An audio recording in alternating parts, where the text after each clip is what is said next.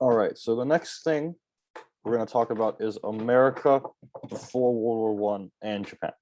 So America had a lot of Pacific ambition, which is part of the reason why they opened up Japan in the first place. But it also continues to carry on into the late 19th century. America that wants a strong navy and they want to have Pacific influence. That means that they want to have economic outlets for their trade. They want to be able to use the Pacific and the lands in it, and also the Caribbean territories they want as economic sources. So that includes Cuba, Puerto Rico, Hawaii, and the Philippines. Of those four, the United States ends up with three. I mean, they were pretty successful. We just didn't get Cuba. But in 1898, they took the Philippines and Hawaii the same year. They were strategic locations. The United States was prepping itself for, well, not preparing for a war per se, but if there ever was a war, they would be helpful. And they're also good for the resources, the Philippines more than Hawaii. And part of the reasons for taking those two countries was because the United States didn't want Japan to take the Philippines and Hawaii in the early 20th century when Japan was becoming an emerging imperialistic power. So America didn't want Japan to have them because that's giving, territory that you could have to someone that's not you, who could be a potential enemy in the future. And so America partially also goes ahead to do this because of the First Sino-Japanese War, because Japan was making it very clear that they wanted to be an imperialistic power. And so going on in the years after the First Sino-Japanese War, starting in 1899, America starts to promote what they call the open door policy. This has to do with the role of European nations and Japan in China. China was definitely kind of a cake everyone was carving up in this time period because there was a lot of economic potential. It was also seen as the first frontier of Asia. It was a place to be, and America didn't want to be left out. They were very worried about Europe completely carving up China into a bunch of little pieces, and America not having any influence in the Pacific, and following that Asia. So they start to promote what they call the open door policy, just to get everyone to agree that we're going to give everyone equal, fair opportunity to be economically successful in China. And this isn't really that popular with many people. There are some countries that agree. They sign treaties with America. Japan isn't one of them. They don't say no outright. They politely kind of dodge the question, and they try to say no, because the truth of the matter is Japan does not want to give equal and fair economic access to everyone. They want it. They want to be the most powerful nation in Asia. That's they start to see themselves as the natural leader in Asia. Europe has their own thing going on. We should be the dominant power in Asia. So the fact that they don't say yes worsens American-Japanese relations. It prevents a really truly cooperative alliance from ever coming, because this and a lot of other factors, but this is one of the factor that it's probably good to mention, that Japan was not really willing to compromise with respect to its ambition, which is a trend we're going to keep seeing getting worse as the 20th century goes on. And then it was embarrassing for the Chinese, as a side note. Now, going back to the Japan versus Russia issue, another thing I should mention, the Japanese history throughout this time period, throughout the late 19th century and early 20th century, isn't this linear. So far, we've been talking about they go to Korea, they win Korea, they fight the Chinese in the Boxer Rebellion, and so on. There's a lot of other smaller events going on, but these are just like the main highlights of Japanese foreign policy in the years leading up to World War One. So moving on, Japan versus Russia. It's the same issue. Japanese still want more influence in Korea because they don't have it 100% yet. The Russians are stopping them from really truly having Korea as a colony. The Russians have too much influence that the Japanese are uncomfortable with. They try to make deals with the Russians, but neither one really wants to back off or cede anything.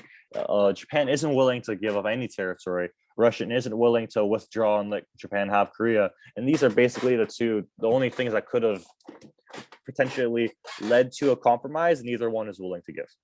So what happens is Japan declares war. In 1904, they decide, Russia, you're being really annoying in Korea, we're going to fight you. and it's a risky move to be truth be told. You have to remember, Russia is a much older power, a much more a country with a lot more history in war, an older country. Frankly, it's a white country. The Europe, and of course, it doesn't affect anything, but Europe sees Russia as destined to win. Japan, they see as a lower race, they see as an inferior race. Russians are seen as better in every respect. So almost nobody thinks Japan is going to win. Japan itself even recognizes that this is a risky move. But what happens in the Russo-Japanese War of 1904 to 1905 is as follows. So the reason why it's called the Russo-Japanese War and not a lot of other countries' names in there is because of that Anglo-Japanese alliance I mentioned in 1902. Because, as I said, if two countries attack one, if France joined the Russians, Britain would join the Japanese, and France doesn't want to fight the British and the Japanese, so France doesn't join the Russians, and it's just a 1v1 Russia versus Japan. So that's a big history could be altered significantly if France joined this war, because France is another one of these big powers that would make it harder to win. But that's speculation. But it's just Russia versus Japan. There are no allies here. And what follows is it's not as easy. It's not as sweeping of a victory as the first Sino-Japanese War was, but Japan wins pretty decidedly. It's not too close. They advance, their troops advance northwards on the Korean Peninsula. They take Russian forts. The Russian naval fleet is completely destroyed. It's wiped out more or less over time. And even with these significant victories, Japan spends a lot of money, and they spend a lot of manpower fighting this war. It's an extremely expensive war for Japan, which isn't what the Japanese wanted. They didn't want an extremely expensive war, but that's what they got. But even with that, the Russians end up petitioning for peace because they want to get out of the war because they don't want an internal rebellion, which they get anyway in a decade and a half. So I mean, it didn't matter for them. But Japanese win the Russo-Japanese War. Japan beats, against all odds, against everything everyone would predict in the world, they beat Russia. And Theodore Roosevelt, the president of the United States, negotiates the peace treaty. It's called the Treaty of Portsmouth, 1905. What happened was, and again, this is another kind of trend in the Russo-Japanese War specifically, Japan doesn't get actually that much. They get some Russian railway lines and some Russian infrastructure in Manchuria and Korea. Manchuria is the area, think of it as very North China if you're not familiar with it, but they get some railway lines and some ports to access to. They get the biggest outcome is that Japan gets exclusive rights in Korea. So Korea is now, until World War II, basically just a colony. Even though it's not officially a colony until 1910, Japan owns it at this point. There's no one left to fight with them for it. Korea can't defend themselves, and so Japan owns Korea, and Korea is now basically a part of the empire of Japan. But what they don't get any financial compensation. Russia's not going to pay them anything. They don't get any new lands besides, I mean, you can argue Korea, but Korea technically isn't part of Japan. But they don't get any new land. And this is in stark contrast to the first Sino-Japanese War, where they got a lot of stuff. And the Japanese public is extremely disappointed. Japan is not satisfied with what they got. And they feel to some extent that the Americans and Europe cheated them a little bit out of what they earned by beating Russia. They don't feel that they got what they deserved, and it's frankly disappointing for Japan. They're not happy with what ended up coming out from this war. And then, even though what they materialistically got wasn't as great as what they got in the first Sino-Japanese War, remember what I talked about, how they got a lot of prestige after beating China? They get a lot of prestige after beating Russia, like a lot. Russia is a major European power, and Japan just beat them. Japan is now officially one of the imperialist powers. They're a major power. They have to be contended with. They're not some people will just fight and expect to win easily. Japan is now officially, after the first Sino-Japanese War, they were a major power, but there's some debate you could argue as to how the rest of the world saw them. But after the Russo-Japanese War, it's unquestionable. Japan is one of the world powers. So this is one of the big outcomes after fighting Russia. And now, with the respect to Japanese-American relations, they get more tense because, of course, Japan feels that America scammed them a little bit in the negotiating of the treaty. But America also, as I was saying, begins to respect Japan a lot more. So after the Russo-Japanese War, Japan and America really start to take each other seriously. So it might seem that what I've been talking about for the last 20 minutes about the Sino-Japanese War and the Russo-Japanese War really is irrelevant to Japanese-American relations, but it's not, because that's all the context that led to America taking Japan seriously in the first place. These are the major events that made America really consider Japan as a major power. It's what also, kind of was a testing ground for Japan to test all of its new modernization, new industry, new economy, new all of that after they industrialized and modernized in preparation for the years ahead, where they're going to be definitely very active foreign policy wise, and they're going to need to use all that social and technological development they crafted in the Meiji Restoration, which enabled them to fight these wars in the first place. So the Meiji Restoration, which we talked about in section 1, was extremely important. It allowed Japan to fight all of these countries, Japan, China and Russia, not all of these countries, but it allowed them to fight and allowed them to win and allowed them to be taken seriously. And now moving on to the American side of American-Japanese relationship. This era, the biggest player is Theodore Roosevelt. Theodore Roosevelt, the president of the United States. Now, his position on Japan was actually a very, frankly, one kind of advanced for his time. He recognized how powerful the Japanese was.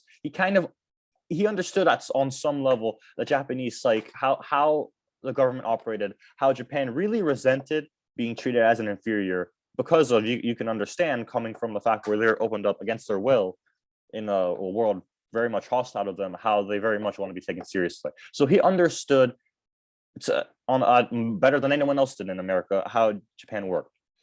He also didn't want to start a fight with them. His foreign policy would have been a lot more aggressive, but he saw that Japan wouldn't be a pushover, and he recognized the weakness of the American influence in the Pacific. California was not well defended in the early 20th century. There was not a lot of fortifications. The American holdings in the Philippines, in Hawaii, were not very strong. They weren't prepared for war. Roosevelt did not want to risk a conflict, so he definitely wanted good Japanese-American relations. Unfortunately for him, America was really racist, extremely racist. America was very, very racist against the Japanese, especially in California, which is where there were a lot of Japanese immigrants, because California is, relatively close to Japan with respect to the rest of America. Japanese Americans faced a lot of discrimination in America. A lot of journalists, yellow journalists, made Japan seem like an imminent enemy. Made it seem like a war was very close, when in reality it was not close given the circumstances of the time. Labor unions discriminated against the Japanese because they were afraid that the cheap Japanese coolies, a racist term, don't use that outside of the context of history, would lower the wages of American workers. So labor unions enacted a lot of reforms against the Japanese that they didn't like.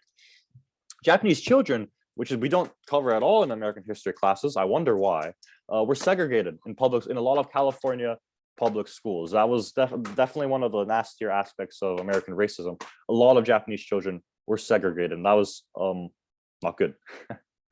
A lot of big companies, a lot of capitalist corporations underpaid and abused Japanese labor. They were not treated well. That aspect of Japanese laborers not being treated well is also kind of applicable to really almost any minority group in America in this time, because capitalism was just kind of running rampant and abusing whatever they could get away with.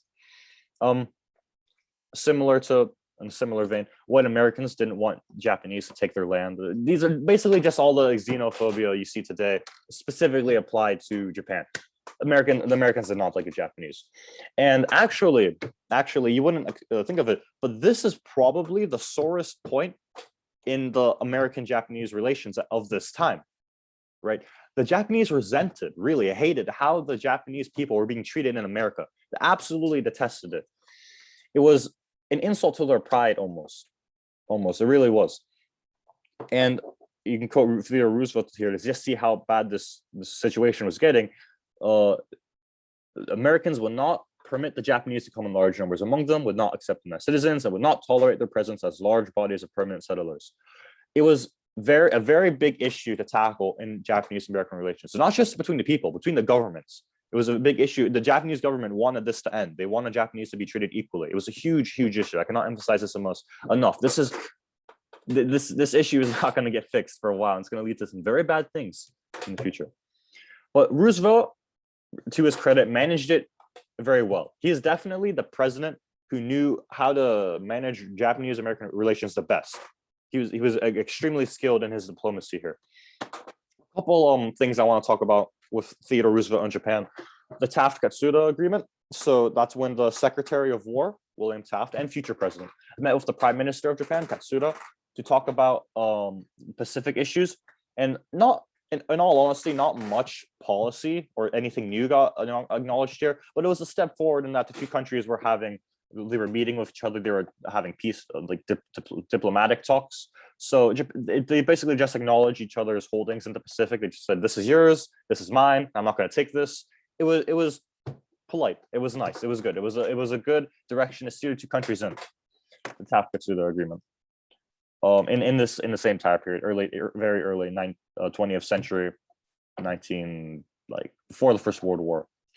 After 1905, but before the First World War. But this is the era we're in. His strategy with Japanese racism, he acknowledged that he could not convince the American public to treat the Japanese better, but he figured his best bet was to get them just to stay apart. If Japanese don't come to America, they cannot get discriminated against, and their government will not start demanding fixes. And if you don't fix them, the bad things are going to happen. So he thought that they ought to not come together in masses, to quote him. So he definitely did not want a lot of mixing, just because if they do, there's going to be a lot of discrimination, what the Japanese don't like. So this leads to, which we covered in our class, the Gentlemen's Agreement of 1907. So Theodore Roosevelt and Japan, I don't know the specific Japanese leader, informally comes to an agreement where the United States will not ban Japanese immigration legally if Japan, this agrees to limit the number of people that come. So it helps Japan's pride in not having its people limited to come to America. It's kind of shameful to have your race not be allowed to go to a place. That rhymed. But and it helps preserve Japanese pride, and it also gets what America wants, which is not a lot of intermixing between the two races. So this is one of the high points of Japanese-American relations in Theodore Roosevelt's time. They get on decent terms. They're almost friends, even. You could say that. And then the last part I want to cover in this section, not much new stuff, but just a fun fact. In 1912, Japan sent a lot of cherry blossom trees, they're called sakura trees, to the United States as a symbol of their friendship. That's not going to happen again, because things get a lot worse really quickly in the next section. But it's nice. Some of those trees are actually still in Washington, D.C. Some of those cherry blossom trees. They're very pretty. Cherry blossom trees are very beautiful. And then after Theodore Roosevelt leaves office, unfortunately, his successors are not as adept at managing Japan. Specifically Woodrow Wilson. He really did not care about Japan at all. So then California passes the California Alien Land Law, which prevents Japanese citizens who are not Japanese, like ethnicity people, Japanese race, from owning land if they were not citizens, which is very racist. You should be able to own land if you're not a citizen. Everyone can own land in America if you're not a criminal. That's how it works today. But California decided they didn't want it to work like that in 1913. Woodrow Wilson didn't care until he heard about the many angry protests in Tokyo, the almost even riots, about how angry the Japanese people were. That's when he decided, okay, yeah, go overturn it. But the person he sent to California to fix it, he didn't go himself. He was, of course, too busy. The person he sent it didn't care either, and he didn't really work hard for it. And the law stayed there, which hurt Japanese-American relations significantly. So, in summary, with respect to the Japanese-American race issue, although Theodore Roosevelt managed to postpone the issues, he managed to get to a point where the Japanese America could overlook it. His successors didn't care enough to continue a similar kind of policy, and the Americans continued to discriminate against the Japanese in the years ahead, and the Japanese-American relationship starts to deteriorate. It really starts to get bad, especially because the Japanese are very angry at the Americans for treating them so poorly in America. even the Japanese at home. And that is section 2.